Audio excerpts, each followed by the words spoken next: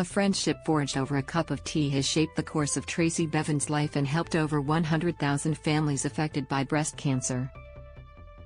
But when Tracy, now 56, first met fellow cricket wife Jane McGrath at an airport cafe in 1996, she never could have guessed the impact of that relationship. Jane called me the sister she never had, and to remind her I was the younger sister because she was 3 months older than me, Tracy laughs to Women's Day. We clicked instantly. We were both from England and had married Aussie cricketers, Glenn McGrath and Michael Bevan, and with the boys being away so much we became really close and relied on each other. This became harrowingly evident just a year into their friendship when, on an Ashes tour in the UK, Jane asked Tracy's opinion on a lump she'd found on her breast.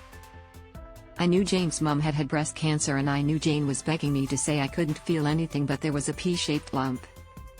It was like a soccer punch in the face, Tracy says. Jane, just 31, was diagnosed with breast cancer and had a mastectomy, radiotherapy and chemotherapy. You'd never have guessed, Tracy says. She always looked beautiful and life didn't change. She got on with it. It was an attitude that stuck over the following years, which included the highs of remission and the birth of Jane and Glenn's children, James and Holly, and then the lowest of lows when Jane was diagnosed with metastatic breast cancer in her bones and then, in 2006, in her brain. Death was never an option for Jane. We never talked about it because she always said she had so many reasons to live, Tracy said. Besides her family, one of those reasons was the McGrath Foundation she and Tracy set up in 2002. Jane was lucky enough to have a breast care nurse to support her, and the idea behind her foundation was to provide one to every Australian woman diagnosed. It started at my house on a laptop, Tracy says. We wanted to have fun and help people at the same time, but then we got a $1 million donation from Master Foods, and that's when it got serious. We joked we better get some business cards printed. By June 2008, Jane's health had deteriorated to the point she needed round-the-clock care. Tracy was by her side in her final days, still laughing and finding fun because the inseparable pair didn't realize the end was so close. She looked me in the eye and said, "Don't give up on me," and I told her I'd never give up on her, Tracy says. When Jane died, I needed the foundation. I had to make it work because, when we meet again, I want to be able to tell her I kept my promise.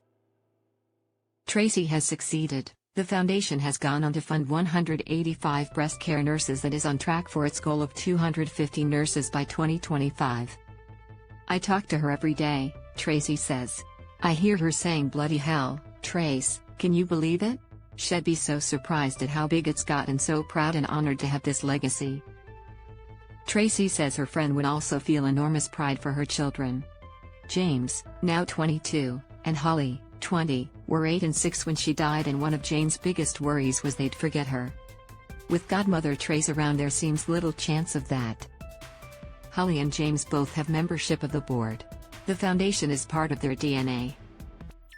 The only thing Jane would be shattered by is that James isn't likely to marry one of my girls, Liv or Amelia. We always had plans to make that happen so we could be proper family. Tracy, who is happily single after an amicable divorce from hubby Michael 8 years ago, will be celebrating Jane's legacy for Breast Cancer Awareness Month in October. I miss her every single day, she sighs. But there are still 1 in 5 women going without a breast care nurse, and I hear Jane telling me, "Get your sleeves rolled up, madam, and that's what we'll do."